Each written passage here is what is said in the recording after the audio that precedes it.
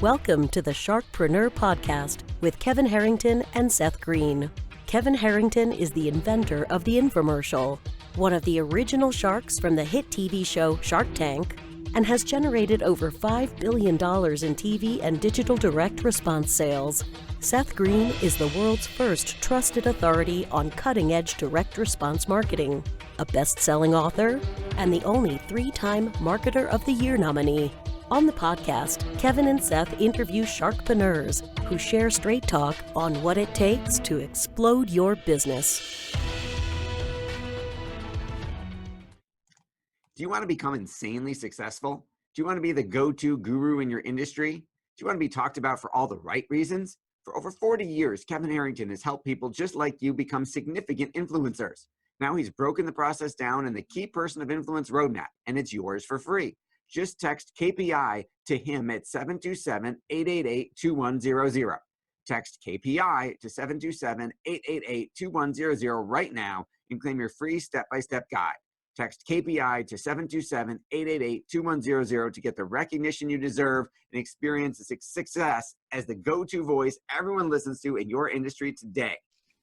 Welcome to the SharkPreneur podcast. This is your co-host, Seth Green. With me, as always, is the inventor of the infomercial and the original shark on the hit TV show Shark Tank, Kevin Harrington. Kevin, thanks so much for joining us.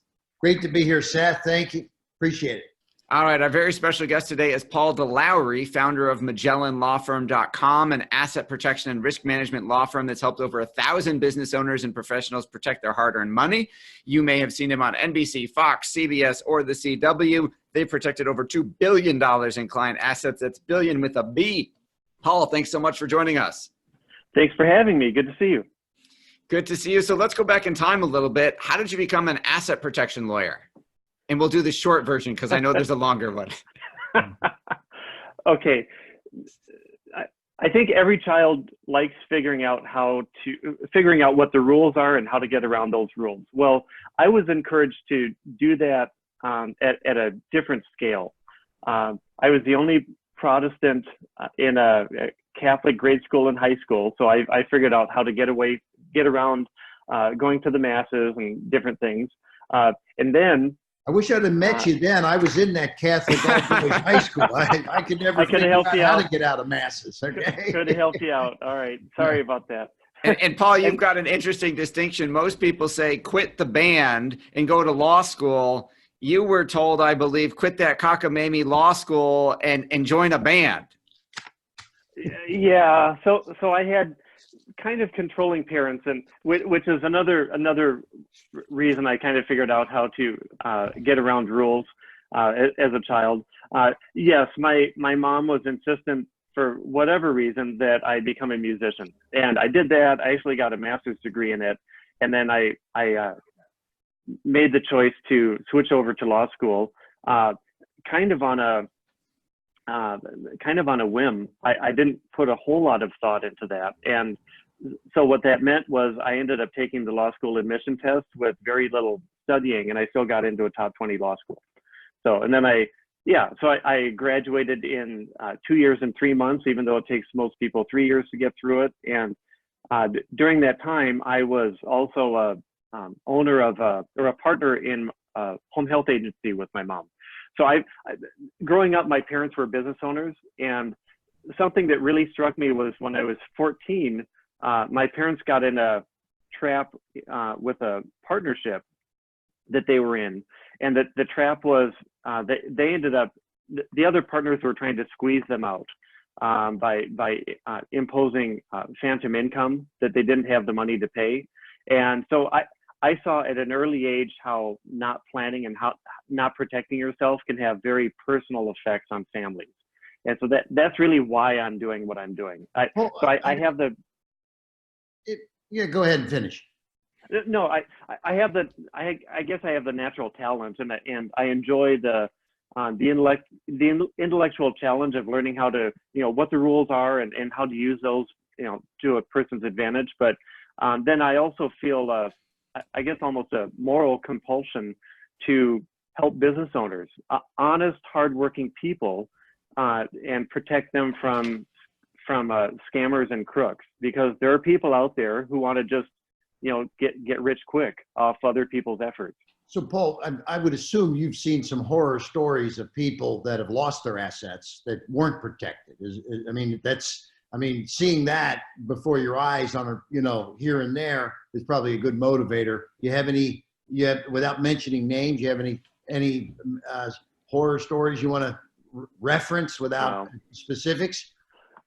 I get a call at least once a week from someone who wonders what I can do after they've been sued, or there's a problem with a doctor calls and a baby died.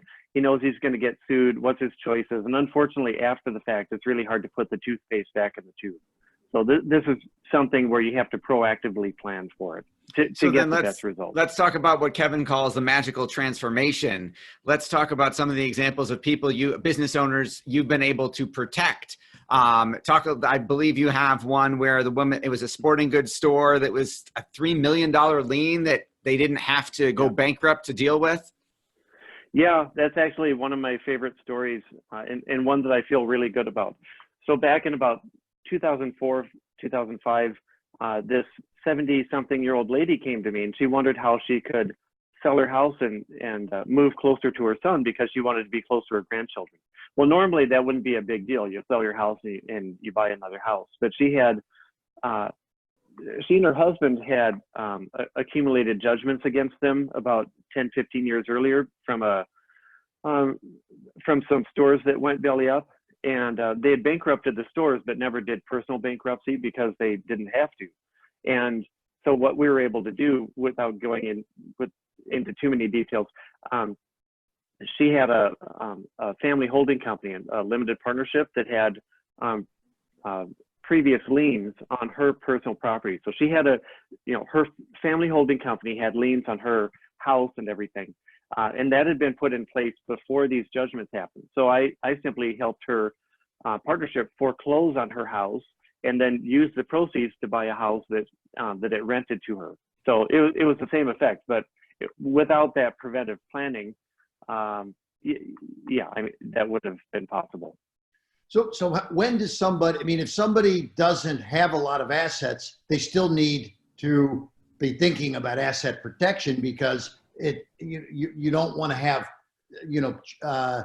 judgments against you and things like that. So asset protection really is something you start, kind of the day you start your business almost, correct? Well, what's any person's biggest asset? Okay, you say the house, but frankly, I think their biggest asset is their lifetime earning capacity. And yeah, you get $1 million, $5 million judgment against you, even if you're a cook or a Uber driver or something like that. You're going to be spending the rest of your life paying 40, 50% of your wages to pay off this judgment. But that's not an ideal client, obviously, for the sophisticated asset planning structures you're putting into place. Talk a little bit about who your ideal client is.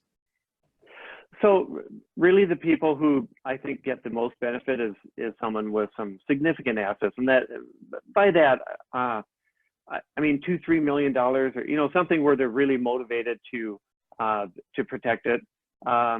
Someone when they get maybe, well, frankly, I think that's about it. Because even someone with 10 million or 30 million, it still aggravates them greatly to have to pay off some doofus who filed a stupid lawsuit against them. Frankly, any amount of assets like that, and it works really well. Okay, so we're talking a couple $1 million and up. And then you have a very unique concept that I had never heard before, and I had been in the financial services business for 20 years. Talking about sue yourself first. Talk a little bit about that. Well, that's kind of what I mentioned with that one lady where it's not suing yourself. You're not actually going to court, but you can put liens on against yourself. So just like the bank, when you buy a house, the bank puts a mortgage on your house. Well, you can put mortgages on your house yourself, and basically create a family holding company that has a line of credit on your personal assets. And then, the rule when it comes to this is, whoever has the first lien has priority. So if I put a lien against something myself, no one else can beat me to it. Right. They're next in line. So, you would be able to get there. So across the board, so as a lawyer, asset protection, one of your specialties, do you get into patent law at all or any of that kind of stuff? Is that a specialty you just haven't delved into? No, it's such a specialty that I really focus on this one area. I do get involved with litigation sometimes, which I think keeps me honest because I'm not all, theoretical, in a ivory tower thinking about what I think should happen. I actually know what happens because I see it. Right.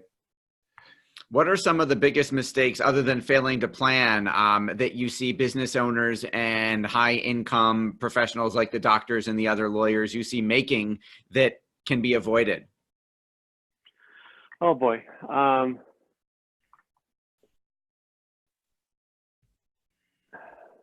The biggest mistake, that's a hard question. I mean, just give me some mistakes. It doesn't have to be the biggest one. Yeah, sure. Okay. Well, some big mistakes are, unfortunately, it's just trusting the wrong people. And this is just par for the course when you have significant assets. How do you know who to trust? I mean, there's one big thing. There's something that's really heavily marketed that's called domestic asset protection trust. And I think 99% of the lawyers who profess to do what I do are promoting these things. And so they're increasingly popular. They're allowed in 19 states currently. And the idea is that you can create a trust, put your assets in that trust, and you can still be a beneficiary, but your creditors can't get it. And so it sounds so wonderful. And, again, it's heavily marketed.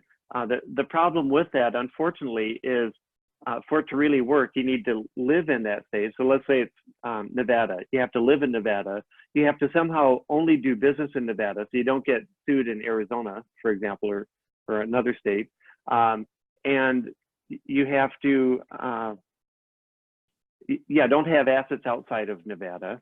And then you have to have this trust in place for 10 years to really get the full benefit of it. So, that's such a narrow category. Anyway, so that's basically it. How do you know who to trust? So that's a real challenge. I don't have the solution, but you do have the solution. You just can't stop people from trusting the wrong people. Yes, exactly. There you go. One of the things that I've seen, Paul, is I see law firms that specialize in just suing everybody, right, for different things. Class action lawsuit law firms, there's one firm that's suing everyone with a website if you don't have, access for blind people, handicapped blind people, right? But some of these are frivolous, but some of them can be, you've got expensive legal fees and defense. And so is there a way to protect yourself from this kind of a situation? You put an asset protection plan in place. And what that allows you to do then, or it allows me then to, let's say you get sued. It allows me then to call the lawyer who's suing you and say, listen, Kevin doesn't have anything that you're going to get. You can go down this road and, spend 1 or 2 years, get a judgment, and then you're not going to get anything. And so basically, I've told you this now, and I'm going to follow up with a letter, and your client, one way or the other, is going to find out. And, after the 1 or 2 years of litigation and pain and aggravation that your client is going to have to go through, we're going to file a Rule 11 motion and go for sanctions against you because the only possible reason that you, Mr. Plaintiff's lawyer, is pursuing Kevin right now is just to harass him. Right. And then your client is probably going to sue you for the same thing. The Rule 11 is where you go for the legal fees and you actually can go after the law firm type of thing. Right. Yep. Yeah. Yeah. So the law firm itself, the law firm and the client can be liable. Gotcha. Okay. Well, that makes a lot of sense and tells us again, Kevin brought up an excellent example, and selfishly, we probably, but I don't know, I can't speak for Kevin. I certainly need to talk to Paul because we have dozens and dozens and dozens of websites that are probably not visually impaired optimized if that actually turns into a trend. So for our folks listening and watching, go to MagellanLawFirm.com to talk to Paul and his staff about how they can help protect your assets. Paul, thank you so much for joining us today. Thank you for having me. Paul, good meeting you. Take care, buddy. Good to meet you. All right, take care. Bye-bye. Do you need money to fund your idea, product, or service? Are you ready to take your business to the next level but need capital to get it done? Kevin Harrington has heard more than 50,000 pitches and knows how to help you make the perfect pitch to get the funding for your entrepreneurial dream. He's distilled the process down in his perfect pitch cheat sheet, and it's yours for free. Just text PITCH to him right now at 727-888-2100. Text PITCH to 727-888-2100 right now and claim your free perfect pitch cheat sheet. Text PITCH to 727-888-2100 to start funding your dream today. This show has been produced by Market Domination, LLC. To discover how you can have your own show completely done for you and turn it into a real published book and become the authority in your marketplace, go to www.marketdominationllc.com/podcast offer.